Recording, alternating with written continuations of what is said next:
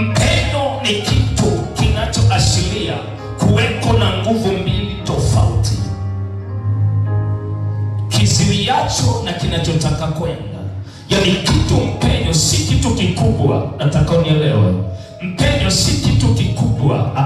Mpenyo ni kitu kidogo kinachompa mtu nafasi ya kuingia na kumiliki. Nikizungumza juu ya mpenyo, sina maana ya mlango unaofunguka until you arrive. Hapana, ni kitu ambacho kidogo kinachofunguka kwa majira peke yake, kwa nyakati peke yake, kinaitwa mpenyo. Bwana Yesu asifiwe. Na ufunguo huo mpenyo wa kiroho juu ya baraka kwa jina la Yesu, uingie na umiliki baraka zako, umiliki kwenye ulimwengu wa roho na mwilini, umiliki fedha kwa jina la Yesu. Mungu akupe huo mpenyo wa kiroho. Nafungua mlango juu ya mpenyo, nafungua anga juu ya mpenyo, nafungua madhabahu juu ya mpenyo, nafungua biashara juu ya mpenyo. Upenyo na ufanikiwe kwa jina la Yesu. Sema amen. Watu wa kiroho wanauelewa mpenyo si kitu ambacho mlango wa kiroho huwa kuna majira anatafuta mpenyo peke yake. Hatafuti mlango ulio wazi. Hakuna hata mlango ulio wazi antili kwenye maisha yako. Hapana. Kuna majira tafuta mpenyo wa kiroho. Nazungumza mpenyo si nafasi kubwa. Mpenyo ni kitu kinachosababisha, kinawezekana kikawa kama lastiki, kina expansion na kurudi, kinapanuka na kurudi. Namna ya kupenya kwako ni nguvu ya kiroho ulio nayo, kwa sababu saa hiyo kuna mataifa 7 yenye nguvu. Kuna watu watumiao uchawi, kuna watu watumiao akili, kuna watu watumiao maneno. Unapenyaje katikati ya vinywa vyenye nguvu? Unapenyaje katikati ya watu wenye nguvu? Naomba Mungu akupe mpenyo wa akili katika jina la Yesu, ili uweze kupenya kwenye akili zao. Mungu akupe mpenyo wa kiroho ili uweze kupenya katikati ya roho zao. Uyatambue mawazo ya ndani, uyatambue mawazo ya ndani, ujue mawazo ya ndani katika jina la Yesu aliye hai. Nakupa mpenyo wa kiroho juu ya mambo ya rohoni yafanyikayo katika jina la Yesu. Sema amen.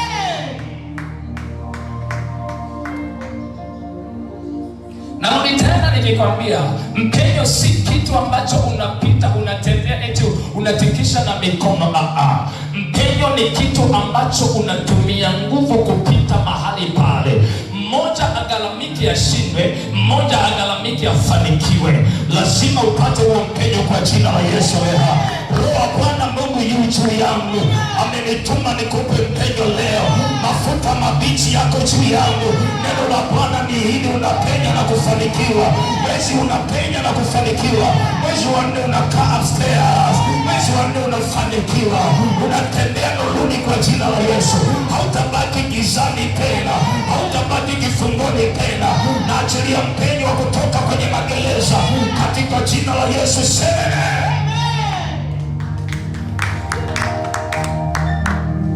wanaotoka kwenye magereza ya kipepo, usifikiri wanatoka kwa mlango ulio wazi. Kama unasubiri mlango ufunguke ndio utoke kwenye vifungo vya giza, utachelewa. Tunatafuta mpenyo kipindi walinzi wa kipepo wamelala.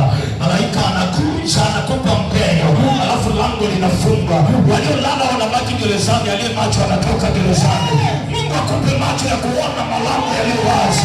Malaika aje kutoe kwenye hilo gereza la umaskini, akutoe kwenye kifungo cha giza. Aje kama Petro leo, akupe mpenyo kwa jina la Yesu, akutoe kwenye hilo gereza katika jina la Yesu. Sema natoka, sema natoka juu ya gereza mlilonilaza kwa jina la Yesu. Natoka kwa mpenyo wa Bwana. Malaika njoo, nitoe kwenye gereza, nitoe kwenye chupa, nitoe kwenye madhabahu, nitoe kwenye shimo katika jina la Yesu. Sema natoka leo. Petro kutoka kwa malango ya mpenyo. Dakika na sekunde Petro toka gerezani. Sema ninaota, ambia wewe nifuate. Wengine wamelala ila Petro anapata mpenyo. Na kuombea upate mpenyo kama Petro.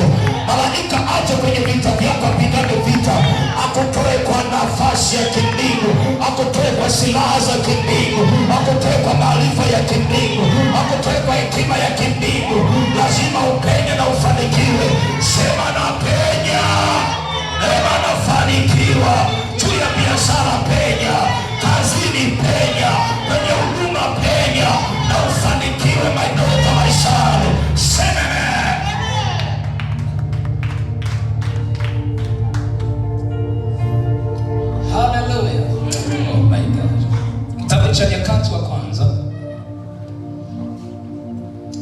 Nyakati wa kwanza sura 29. Maana vita vya kiroho ni vipana, lakini engo yote tufanye vita, siri ni iko hapa. Nyakati 29:12. Biblia inasema utajiri na heshima. Soma Biblia. Utajiri na heshima utoka kwako. Ndio. Wewe nawe watawala juu ya vyote. Ndio. Na mikononi mwako mna uweza na nguvu. Shakata. Tena mkononi mwako mna kuwatukuza na kuwawezesha wote. Rudia tena kusoma. Anasemaje? Utajiri na heshima utajiri na heshima viko kwako Mungu. Nawe watawala juu ya vyote. Halafu huyu Mungu anatawala. Kumbe Mungu ni mtawala juu ya matajiri na vitu vyote.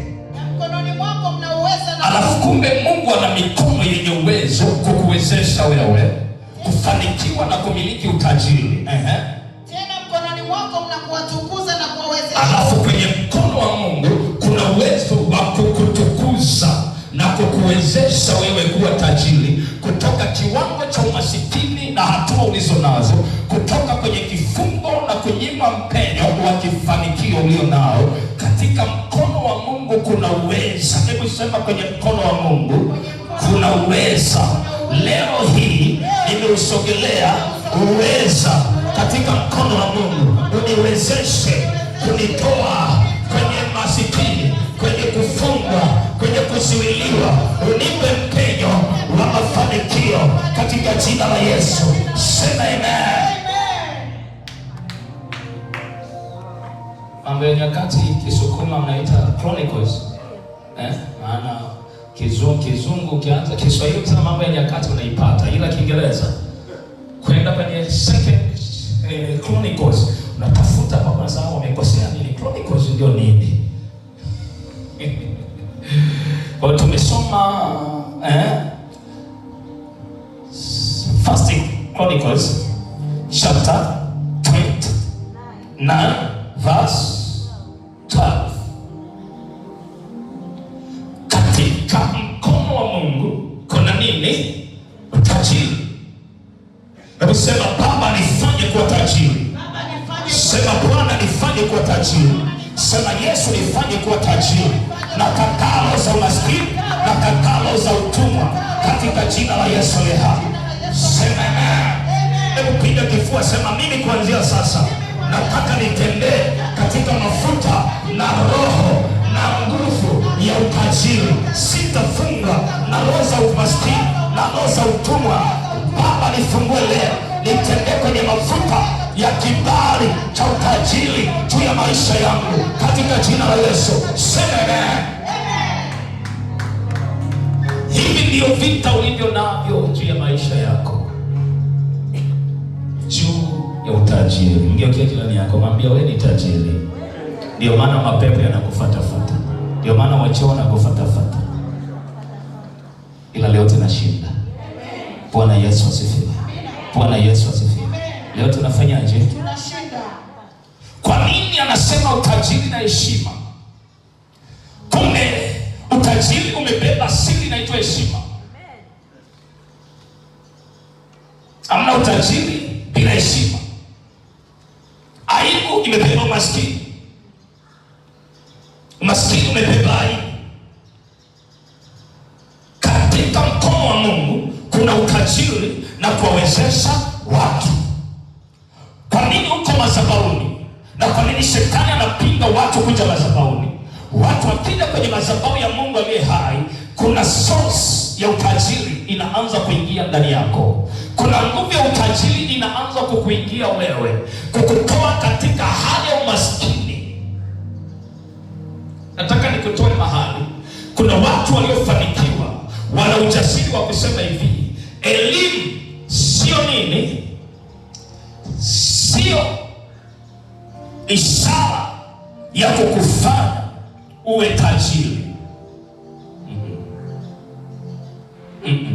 Mafanikio ndio ishara ya kukufanya uwe tajiri. Kuna watu wana elimu na wamefeli maisha na ni maskini. Kuna watu hawajasoma hata darasa moja ila ni wana matajiri. Kwa nini? Ndani yao kuna kitu ambacho nataka nikwambie. Wana nguvu ya roho na ufahamu juu ya kitu anachokiendea. Yaani ana ufahamu kujua mimi sipaswi kuwa masikini, na kama ni masikini ninahitaji nikae kwenye mkono wa kiroho ambao ni wa Mungu ambaye ni Mungu aliye hai, au nikae gizani ili niwe mtu fulani juu ya utajiri. Kwa siri ya kwanza, usije ukasema sijasoma, kwa hiyo mimi habari ya utajiri sijui, nitaonaga kwa aliyesoma. Wewe ni mtu wa kushindwa na usikae katika hiyo hali. Nataka nikutoe siku ya leo, kwenye mkono wa Mungu kuna utajiri na heshima. Hata kama hujasoma mlango, Mungu akupe mpenyo. Mwambie Baba, nipe mpenyo. Hata kama sijasoma kwa kiwango kile, ila nitafanikiwa kwa jina la Yesu leo. Pokea hiyo neema ya imani. Pokea huo mlango wa baraka katika jina la Yesu. Sema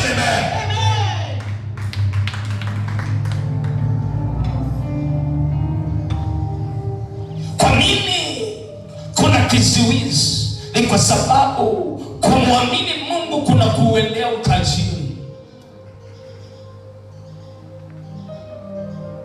Nathibitisha hili neno. Kumwendea Mungu kuna kuendea utajiri. Kumfahamu Mungu kuna kuendea utajiri. Kuna watu wanatafuta utajiri makanisani ila hawamjui Mungu, na kuna watu wanatafuta utajiri ila wanamjua Mungu. Tofauti ni kumjua nani? Tofauti ni kumjua nani? Kuna watu wana utajiri na hawakumjua Mungu, mabaya aliwapata. Na kuna watu wana utajiri na wanamjua Mungu, hawatatoka kwenye utajiri.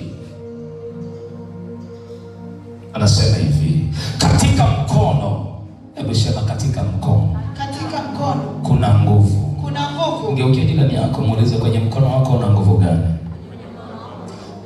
Kwa nini na ujasiri wako kukwambia hivi? Wewe ni image, sura ya mfano wa nani? Wa Mungu. Kwa hiyo mkono wako na Mungu, tunaombaga juu ya mkono wa neema wa Mungu aliye hai. Huo mkono wako unazungumza nini kwenye ulimwengu wa roho? Katika mkono wa Mungu kuna nguvu za kuwawezesha watu wote. Kwenye mkono wako kuna nguvu ipi inayokuwezesha kuwa tajiri? Unafanya nini? Kipi kimezuiliwa? Ninapozungumza juu ya mpendo, ninazungumza juu ya mambo yaliyokwama. Ninazungumza juu ya vitu vilivyozuiliwa. Umeanzisha biashara, imezuiliwa. Una plani lakini zimezuiliwa. Una vision lakini zimezuiliwa, zimekosa mpenyo. Kwa sababu ipi? Ndani yako unayo nguvu ya kuelekea utajiri, ila kwa sababu ya kutokumjua Mungu na kupoteza nguvu ya Mungu katika ulimwengu wa roho, hivyo vitu vinazuiliwa. Mkono wako mwambie Yesu nisaidie. Yesu nisaidie. Siku ya leo niweze kutoka mahali shetani amenizuia katika jina la Yesu. Songe mbele kidogo. Mithali 9:10. Kwa nini nakwambia hivi? Nataka ufahamu tu kwamba mpendwa kifedha, ili upate ufahamu you Master Jesus. Anasemaje 9:10 Mithali? Kumcha Bwana ni mwanzo wa hekima. Kumcha Bwana ni mwanzo wa hekima. Na kumjua mtakatifu ni ufahamu. Na kumjua mtakatifu ni ufahamu. Proverbs chapter 9 verse 10. Kumjua Mungu ni ufahamu, na kumjua mtakatifu ni. Unamjuaje Mungu juu ya utajiri?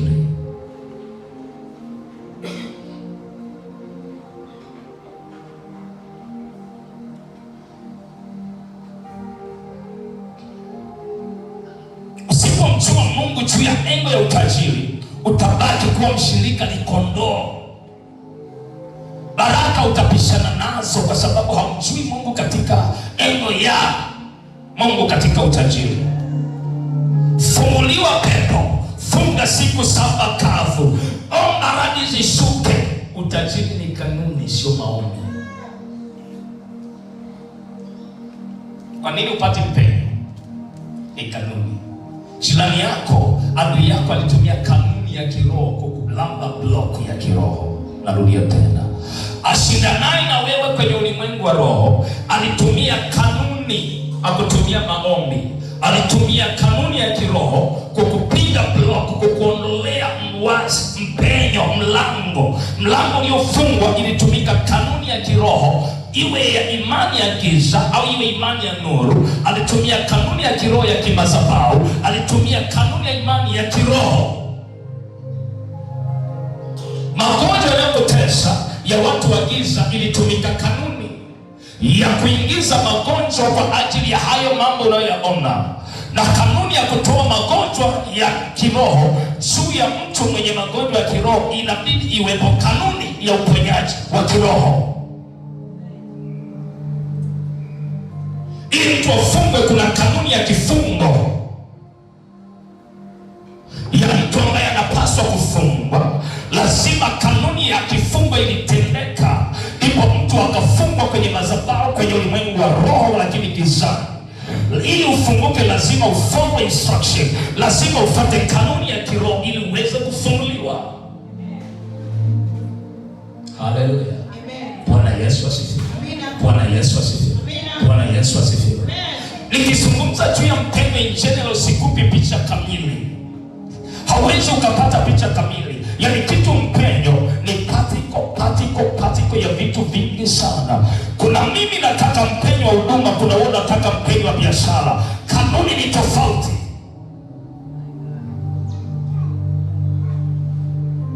Kuna yule anataka mpenyo wa ndoa, kanuni ni tofauti. Kuna mtu anataka mpenyo, uponyaji ni mpenyo. Ukiwa wa kiroho wala mambo mengine, ukiwa nyumbani ukifuata kanuni, uponyaji unakukalia. Malaika wako wana operate pamoja na watakatifu. Mbingu lili ipo. Mbingu ni halisi, maitoka maisha. Mbingu ni halisi, jeshi la Mungu ni halisi. Sisi tunaoingia kwa ulimwengu wa roho tunakutana na vitu vingi. Tuliogusa mbingu katika majira ya mateso, tuliwaona malaika wakija wakatuhudumia katika mambo magumu na mabaya. Unaona malaika anakuja kwenye ulimwengu wa roho, anasema nimetumwa na Bwana nikusaidie ili ugonjwa usiwepo tena. Mimi ni malaika, Mungu amesema nimekuja nikusaidie huko. Tumewaona malaika. Mbingu is lili.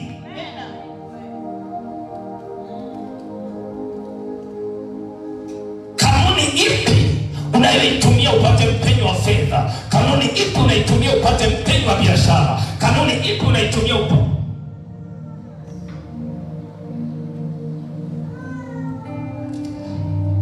Isaya 58 juu ya wagonjwa. Kuna majira haja kunisumbua, kuna majira haja kusumbua waombaji. Follow instruction.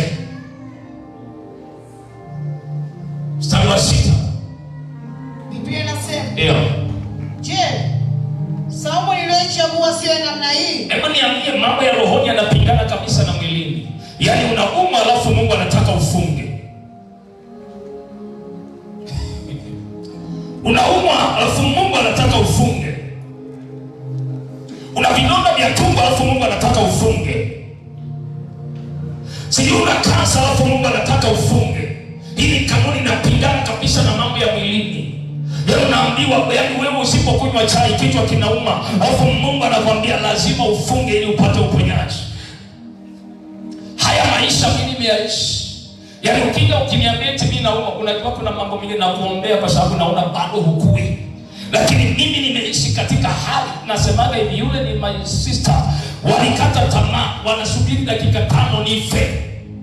Pepo zimenichapa za kila aina. Majira niliamua kufunga, ni mwili umegeuka, mtu akiingia anajua nimekufa. Yaani unajua kuna mwili wa mauti, kuna roho ya mauti ikikukalia. Wangapi walishakaaga maiti? Tunajua hata kuna kale kanuru kama maiti kanakuwa. Yaani kuna utu ukiwa na damu, alafu kuna utu ukiwa hauna damu. Kuna kamng'ao fulani kanakukalia hivi. Yaani kuna kamng'ao fulani kama mauti kanakukalia.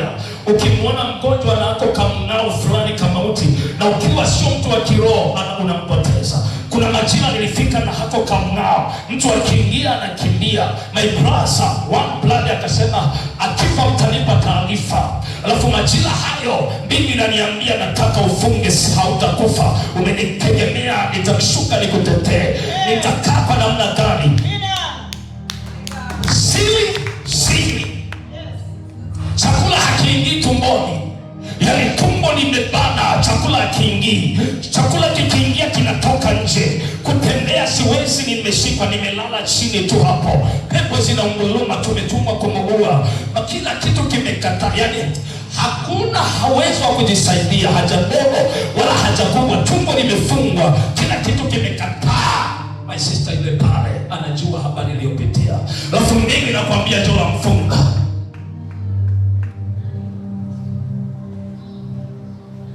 Bila hivyo siji. Nikiwa kitandani nauliza, tumbo liko empty. Unajua nilikuwa nalala na nini? Nilikuwa nashindia na lala na maji ya moto. Nachemsha maji kwenye ita. Ndio maji yalikuwa yanaingia tumboni. Chakula hakipiti, matunda hayapiti. Miezi mitatu. Sili chakula, sili chochote. Pepo za mauti majira yote. Kanuni ipi nataka nikufundishe? Katikati ya mambo magumu, toa kabisa binadamu, iruhusu imani itangulie. Kama unataka kumuona Mungu juu ya mambo magumu, yale unasema Mungu juu ya mambo magumu, lazima utafute kuiua nafsi yako kwa ajili ya Kristo. Huu ni ushuhuda ninakwambia. Huu ni nini? Marafiki wamenikimbia, business imekufa. Watu wa ukoo wasema yule kaishachanganyikiwa, anakufa kwenye ulokole wake. Na hamna mtu mgumu kama yule. Mnamuona yule katibu wenu yule juu ya mambo yule pale, yule ni Tomaso, mpaka unamuona hapa. Yule anakufa kwenye ulokole wake yule. Pepo zinaunguruma, ni nini tunataka tumfute? Zikaenda, alafu mbingu inaniambia funga, nitakuja. Hiyo sura nimekwambia, Isaya 58:6. Saumu ninayoitaka sio namna hii. Sasa unisikilize, kuna magonjwa mengine ni pepo. Alafu kuna magonjwa mengine yamekukalia ya damu na nyama kabisa. Ile inawezekana kama unalisikiliza hili neno. Anasemaje? Kufungua vifungo vya uovu. Kwanza ni kufungua vifungo vya uovu. Kuzilegeza kamba za nira. Kulegeza kamba zinazoitwa nira. Kuacha huru walioonewa. Kuacha huru walioonewa. Kuna watu wako hospitalini pale Muhimbili ila wameonewa. Kwa sababu gani? Wamebebeshwa kansa kwa kuonewa. Wamebebeshwa mauti kwa kuonewa. Wamebebeshwa roho za mauti na matatizo kwa kuonewa. Ila kwa sababu ana pesa, wanatumia pesa. Kanuni ya imani imekaa pembeni. Kuna majira, weka pesa yako pembeni. Eti nina vidonda vya tumbo, iapply imani. Sina maana mbaya. Sina maana usiende hospitali. Ila ninachokuambia nimekiishi. Nilienda hospitali. Kuna majira nikasema sasa basi. Habari ya hospitali. Kama mwanamke aliyetokwa na damu miaka 12. Nilisema basi. Si kwamba sikuwa na visenti vya kwenda hospitali, nilikuwa navyo. Ila nilikuwa naona nachezewa michezo mibaya nyeusi. Kila ninachopima ninacho. Nikienda juu ya HIV, kasoro HIV tu ndio sikupima. Ila nilipofika hapo daktari akaniambia pima HIV. Akaniambia hata nikipima hii ninacho. Maana kama mmesema na haya. Kipindi naikuza imani. Akaniambia utaamua. Unaamua wapi? Akaniambia naamua kufa madhabahuni pako. Maana huku ninaona nadanganywa. Nikarudi nyumbani. Unajua nilikuwa natembea kama skeleton. Siku hiyo nilikuwa nimepigwa sindano. Hiyo sindano sijui siku gani, kama kuna nesi huko ningemuuliza. Sindano mguu uinuki. Natembea kama zombie barabarani. Wamenishika, rafiki yangu pekee niliyebaki naye amenishika, amenisaidia. Nimefika nikamwambia nenda rafiki, niache hapa ndani. Nilibaki pale ndani siku ya kwanza. Bibi ananiambia ingia maombi. Sijala mwezi. Afu bibi ananiambia ingia maombi utaniona.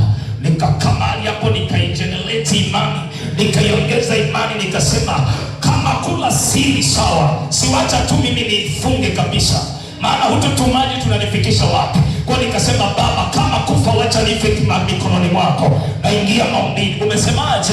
Umesema saumu uliyoikubali na uliyoitaka ni ya namna hii. Kwa ndani yangu kuna kamba za nila, ndani yangu kuna kifungo cha pepo, kwa hiyo wacha nitembee kwa imani. Nikasema sinywi maji kabisa, wala siweki tunda mdomoni, wala siweki juisi kwenye hiki kinywa, mpaka nikuone Master Jesus. Nikiwa kitandani, siku ya kwanza, siku ya pili, siku ya tatu,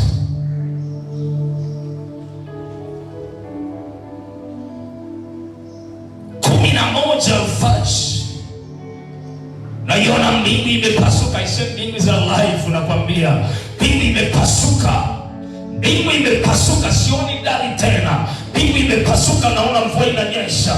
Nasikia sauti inaniambia mimi ni Bwana, nimekuja kukusaidia, nimekuja mahali hapo ulipo. Leo hii nakuja kukufungua na kukuponya. Naona mvua inanichapa nikiwa kitandani. Mbingu inaniambia nimekuja kukurehemu Jolano, ninakuondolea magonjwa waliokuingizia, ninakuondolea mapepo waliokutumia. Ninakwambia mwanangu, mbingu ipo.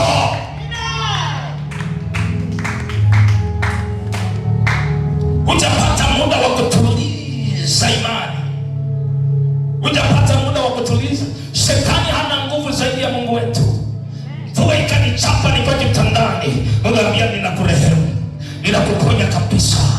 Mvua ikanichapa kitandani, nusu saa nimekaa. Mvua, mimi najua mvua inanyesha kote, yaani niko ndani najua hii mvua inanyesha kote, kumbe ni mimi imepasuka. Master Jesus yuko na mimi. Mvua ikanichapa, Bwana akanirehemu, akaniambia nimekuponya kabisa. Alafu sikiliza nikwambie, leo hii watajua mimi ni Mungu kwa ajili ya matendo nayoenda kuyafanya. Hivyo injili ninaihubiri juu yako leo. Kama Bwana alinipa mpendo, atakupa na wewe. Kama Bwana alinitoa kwenye hayo, akutoe na wewe. Huyu ndiye Mungu ninayemtumikia, huyu ndiye Mungu ninayemwabudu, huyu ndiye Mungu niliyemuomba. Akupe mpenyo wa biashara, akupe mpenyo wa ndoa, akupe mpenyo wa uzima, katika jina la Yesu. Sema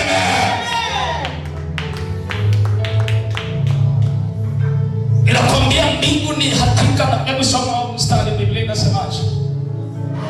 Je, somo nililochagua sema namna hii: kufungua vifungo vya uovu, kuzilegeza kamba za nila, kuacha huru walionewa, na kwamba wote kila nila. Endelea. Je, sio kuwagawia wenye njaa chakula chako? Endelea. Na kuwaleta maskini waliotupwa nje nyumbani mwako? Kumi anasemaje? Na kama ukimkunjulia mtu mwenye njaa na nani anasemaje? ndipo nuru yako itakapopambazuka. Sikiliza, mgonjwa ambaye umepoteza nuru, mwanamke aliyepoteza nuru, issue ni maombi, fasting, prayer. Ndipo nuru yako itakapopambazuka kama asubuhi. Nuru ya ndoa iko kwenye maombi, nuru ya biashara iko kwenye maombi, nuru ya huduma iko kwenye maombi. Hakuna nuru kwa mwanadamu, hakuna nuru nyingine unaipata. Na afya yako itatokea mara. Hapa ndipo nilikaa, akasema nimepoteza afya, ila kwa maombi Baba nataka afya. Kafa mimi, ikasema nimekurehemu. Nikachapa mvua nikiwa pale, sema na kwa hili ninaenda kudhibitisha kwamba mimi ni niko. Alafu kuanzia leo hapa ndipo nilijua nimeitwa. Ninaitwa nabii katikati ya magonjwa, ninaitwa nabii katikati nikiwa kitandani. Wito umetoka mbali mwanangu. Nikiwa kitandani, usifurahi kitandani, nimejizini siku 3 sili, nikiwa siku 3 kavu, sitembeji. Ikanichapa mahali pale, nikiwa kitandani nikaona mnyororo. Kwanza akaniambia mnyororo, akaniambia leo nimekuita na utajua kama nimekuita, na hizi ndio ishara naenda kuzitenda kwako. Kwanza na kufungua macho ya roho. Kafa macho ya roho yakafunguliwa, nikatolewa kitandani. Mungu akaniambia na kuonyesha mambo yaliyofichika, na hivi ndio utayaona wala hautayasema. Nikatolewa nilipokuwepo, nikapelekwa eneo la biashara, nikazungushwa kuonyesha uchawi. Kwa hiyo mimi kuona uchawi sijaanza leo, kuona mambo ya siri sijaanza leo, ila Biblia iliniambia hivi, utayaona, nitakayoruhusu utayasema, ambayo sitaruhusu utayasema. Kwa hiyo nikatolewa kitandani katika roho, nikapelekwa eneo nilokuwa nafanya biashara pale eneo la Mbadala. Mungu akaanza kunionyesha, angalia duka hili umelizoea, haya ndio mambo yaliyopo, misukule. Huyu si umemzoea, hili ndilo jambo alipo, msukule mmoja. Huyu si unamfahamu, angalia vitu alivyovifanya, uchawi na uganga. Nikapelekwa hapo, mbili naambia, mengine utayaona, hautayasema, hata haya hautayasema. Nikiwa kitandani, bibi ikafunguka, naona mnyororo mkubwa umetoka juu. Kabla na kufunga kifungo hiki, hautayasema mengine mpaka nikuruhusu. Unajua nikisema mbingu za live, nasema mbingu iko lili. Mnyororo ukatoka juu mbinguni, ukaanza kukamata kifua, ukabana. Unajua mnyororo unabana, sema hautayasema, hautayasema.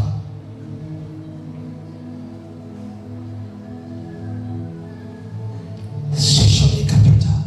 Ghafla Mungu akamwambia, sitakuacha jinsi ulivyo.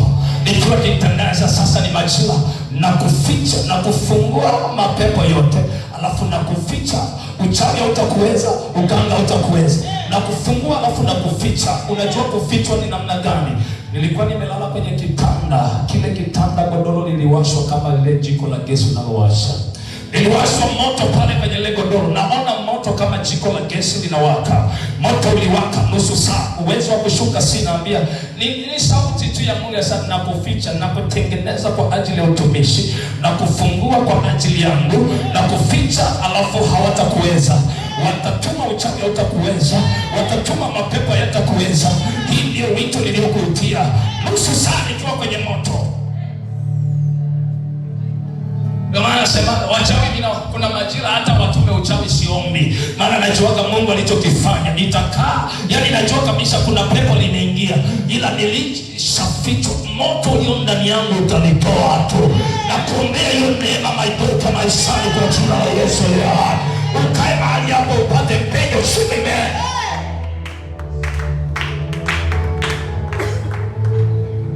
Sina mama, sina dada, sina kaka. Nina imani nimeibeba. Nina kitanda na imani nimeibeba. Sina wewe uliye kama hali hapa, nimebeba imani. Ninamtazama Yesu. Wengine wanasema akifa mtu lete. Nisikilize. One blood my brother anasema akifa mtu amie. Ila mimi nimebeba imani, sitakufa kama anavyosema. Leo hii anasema yuko mtu anayetuombea. Kipindi kile hakusema kuna mtu mgonjwa, alisema hivyo. Leo hii anasema yuko mtu ambaye ni mlango. Ni kwa sababu niliibeba imani. Leo hii wanaona kuna mpenyo. Ni kwa sababu niliishika imani.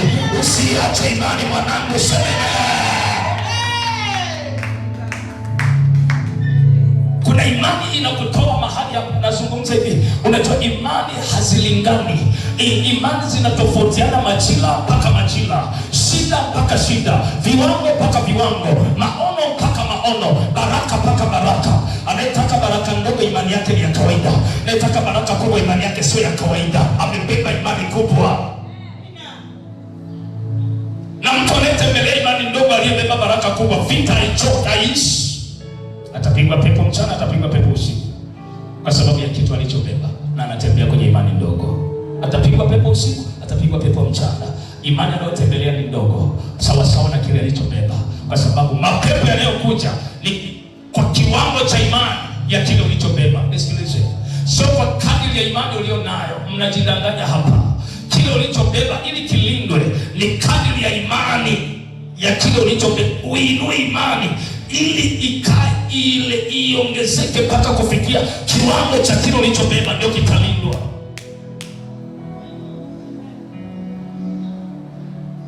Nikasema Bwana, sikuachi.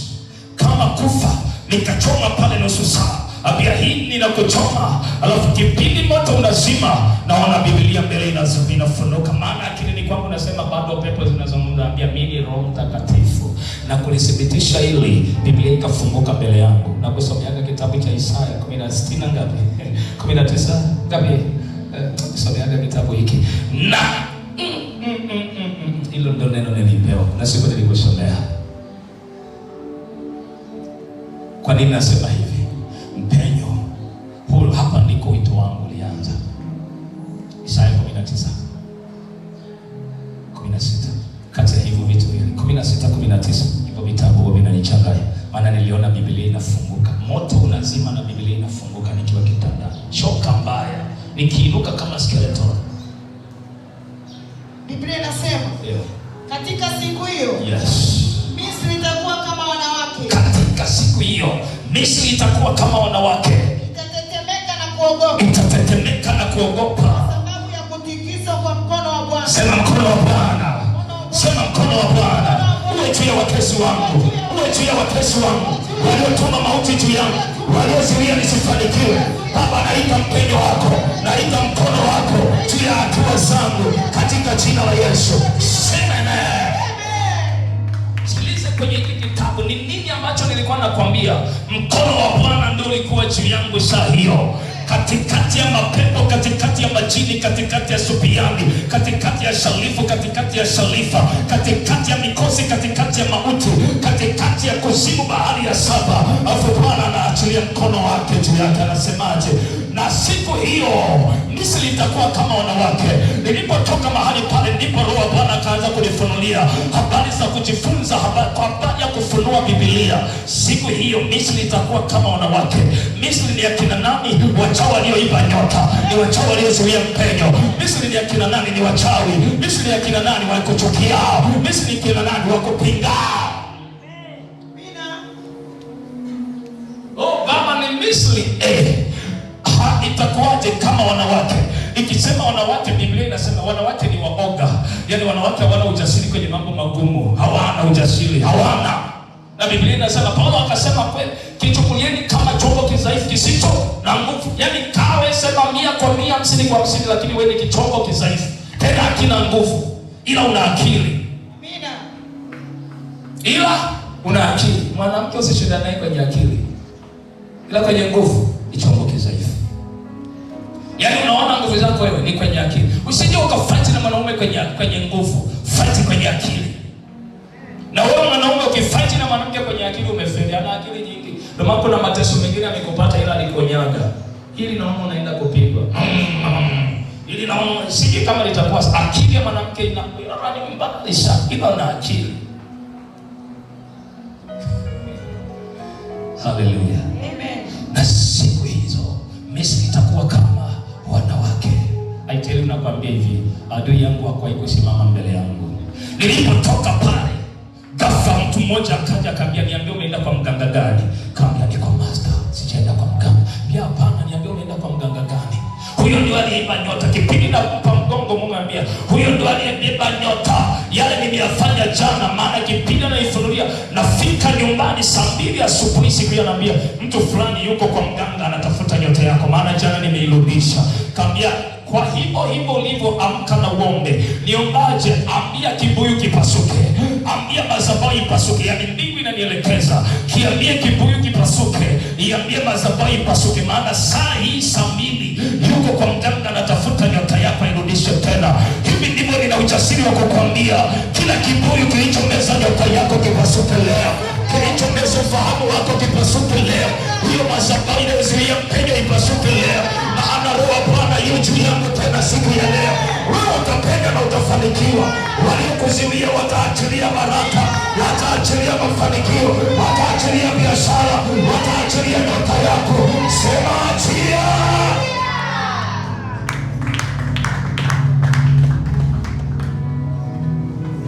Hallelujah.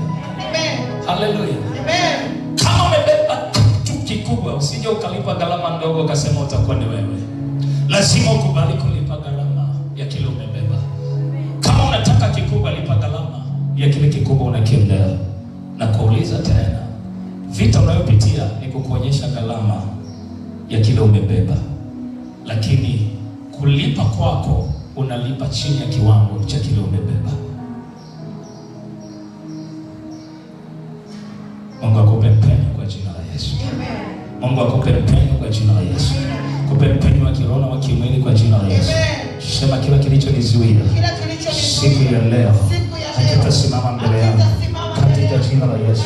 Na kataa jambo lolote halitafanikiwa juu yangu katika jina la Yesu. Sema amen. Ufahamu ni mpenyo juu ya maisha yako. Ufahamu ulionao ni nguvu ya mpenyo juu ya mambo unayoendea. Ufahamu ulionao ni nguvu ya kupenya juu ya mambo unayoendea. Kuna vitu vitu vingine vinaweza vikaziwiliwa, lakini ufahamu wako ukakufungulia. Watu wa makanisa kwa nini wanakosa mpenyo? Takufundisha kitu hiki. Malaki 3 mstari wa 10, kemea mahali pale. Malaki 3 mstari wa 10. Biblia inasema, ndio, leteni zaka kamili ghalani, ndio, ili kiwemo chakula katika nyumba yangu, ndio, kanijaribu kwa njia hiyo, ndio, asema Bwana wa majeshi, ili mjue kama sitawafungulia madirisha ya mbinguni. Full stop. Ulishawahi kufikiria kulifungua dirisha la mbinguni? Window of heaven, ili liruhusu baraka, au unatafuta mlango tu duniani?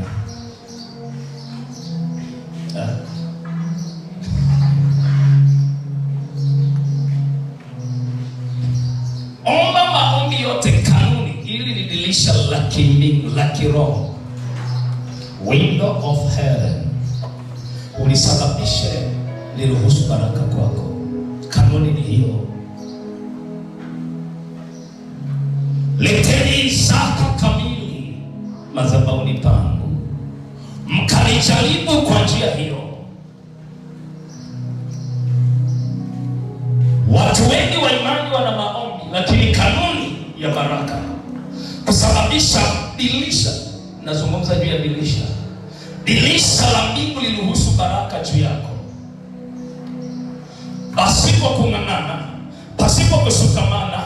Yani pale umekosa mpenyo, kama ni Mungu anataka kukubariki, hata uombe maombi ya kugonga Mathayo 7:7 na gonga na bisha na fungua. Mimi natasema hivi, nimekubariki katika kukubariki, sijaona zaka kamili. Aseni zaka tu, zaka kamili. Hasemi zaka tu, anasema zaka kamili. Kwa Wakristo dirisha la mbinguni limefungwa. Wengi wa Kristo dirisha la mbinguni limefungwa la baraka kwao, ila maombi wameachiwa. Na ukikutana na majitu yenye ufahamu, yanachukua kwa Wapentekosti, maombi ni mengi, ila habari ya baraka hazipo, kwa sababu siri iko hapo. Dirisha la mbinguni kulifanya limwage baraka, zaka kamili. Toa shukrani, toa sadaka za kila namna, ila dirisha la mbinguni, window of heaven, ili kuwamiminia baraka. Hebu soma hapo kama mstari.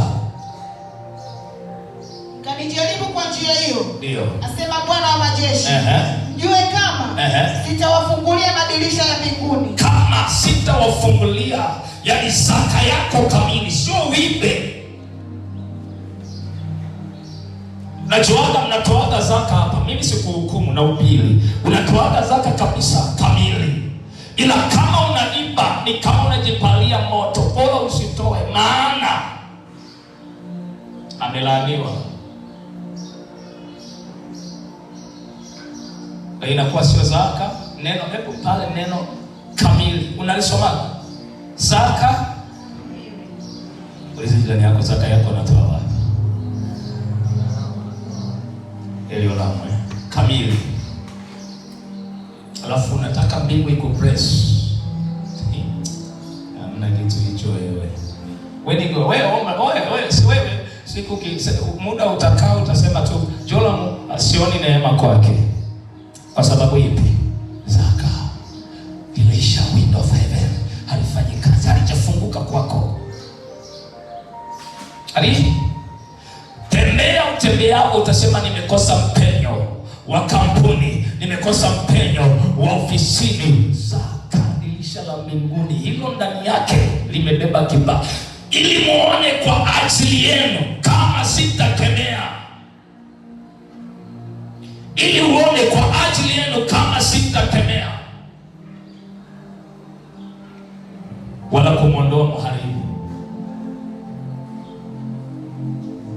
Kuna watu wanaweka zaka kamili, hata uloge vipi, hata uweke giza namna gani, litafukuzwa tu.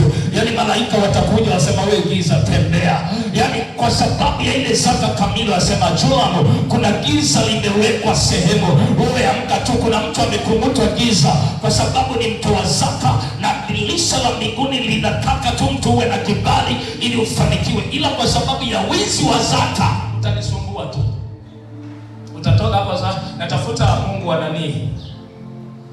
Unajua Mungu wake kalala. Kweli Mungu wa Joramu amelala? Hujaona mpenyo katika yote? Amelala. Mwizi wewe wa zaka, tafuta pepo na toa, ila baraka imekwama. Kwa nini? Mwizi wa zaka, alafu unatafuta mpenyo. Hebu weka zaka, weka zaka kamili, alafu mwambie Bwana, dirisha la mbinguni, dirisha.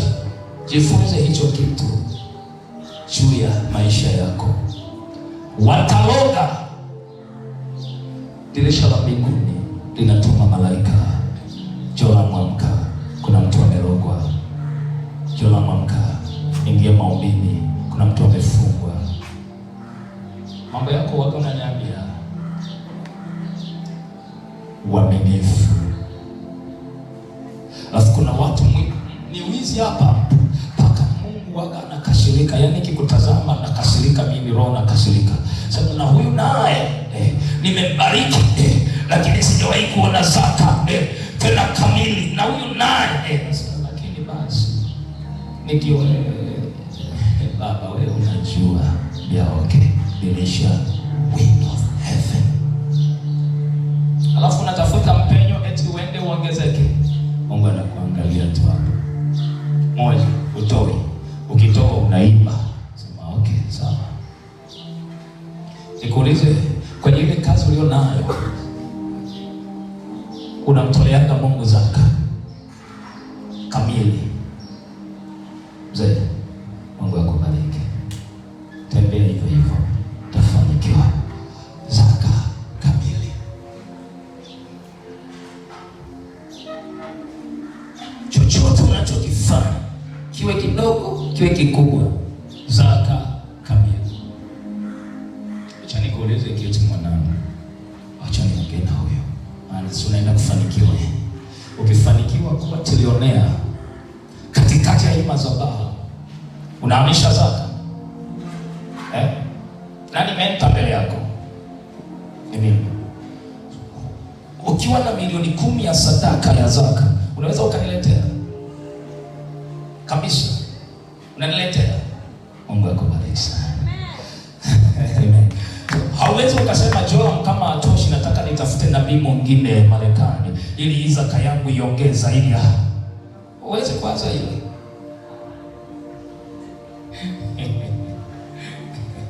Unajua kwa nini mnapoteza baraka? Zaka. Nini? Hii ni kanuni ya kiroho juu ya fedha. Juu ya nini? Juu ya nini? Juu ya nini? Juu ya nini? Patrick, na kuombea unafanikiwa. Sawa? Naongezeka kabisa. Si kwa nguvu zako wala ujanja wako. Unaona tu kuna neema inaendelea. Na unatoa zaka kamili katika kile kipato ulichoongezeka, au unaiba. Natoa kamili. Mungu akubariki sana. Hauwezi ukasema hii madhabahu ya Joramu nikimpa hii ni kama vile namnufaisha Joramu. Huwezi kufikiria hivyo.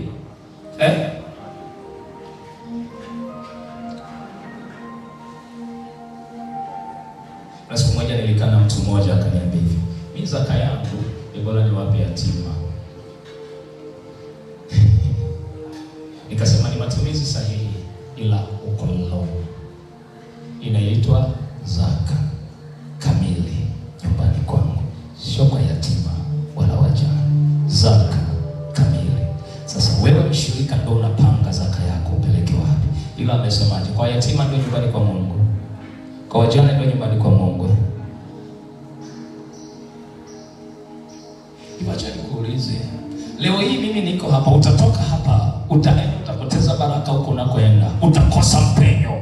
Kwa sababu gani? Mimi ndo nakuombea, mimi ndo naivuta mbingu. Kuna majira unajua silali. Kuna majira unajua kuna pepo ilikuwa inakuja kwako afu naisumbua inageuka kwangu. Kuna majira pepo ya ndoa yako inakuja inapiga ndoa yangu. Kuna majira pepo ya mume wako inakuja kwangu. Kuna majira pepo ya mke wako inakuja inamuingia mke wangu. Silali.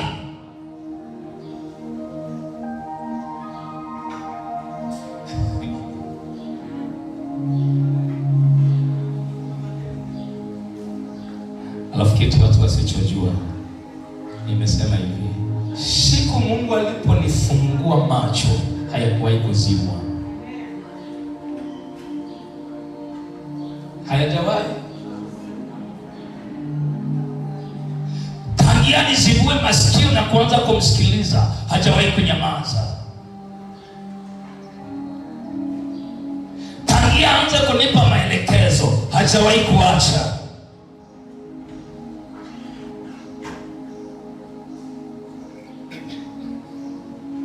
Nini kitatokea juu ya maisha yako usipokuwa mwaminifu juu ya Mungu unayemtumikia? Hivi ni kweli unakosa zaka? Hivi ni kweli zaka unatoa? Ni kweli? Ukiamua kuwa wa roho, kuwa wa roho. Sawa? Usije ukakosea, unajiblock mwenyewe. Alafu tunarudi maombini, tunaomba. Kuna maombi mengine Mungu anambia usiombe, sababu ni mimi nimezuia. Sasa unanipigia simu anambia ni mimi nimezuia. Baba nifuniombee sija, ni mimi nimezuia. So unanituma mimi nikagombane na Mungu, mimi nimezuia. Sababu kuna mambo mengi madogo madogo, makubwa makubwa wanafunuliwa. Kuna majira wanaona watu wanafunika vitu. Kuna mtu anafunika vitu, anafunika vitu. Mungu anambia kuna hiki hapa hataki uone, kuna hiki hapa hataki uone, kuna hiki hapa hataki uone, kuna hiki hapa. Sema okay. Kipindi unanificha mimi, Mungu ananifunulia. Alafu mimi ninakutazama. Alafu kipindi nakutazama kwenye nini? Kwenye ngo ipi yani? Acha niongee na wewe maana naona umetolea sana macho. Kipindi nakutazama kwenye ngo ipi? Kwenye dimension ipi? Moyo wangu ndio unaosababisha mbingu ifunguke. Kipindi nikikutazama moyo wangu unasemaje?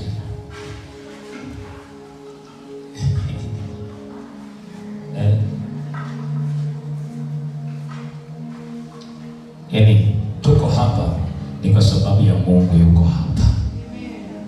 Haleluya. Na leo ninatoa pepo zingine kwa sababu ya Mungu yuko hapa. Bwana Yesu asifiwe.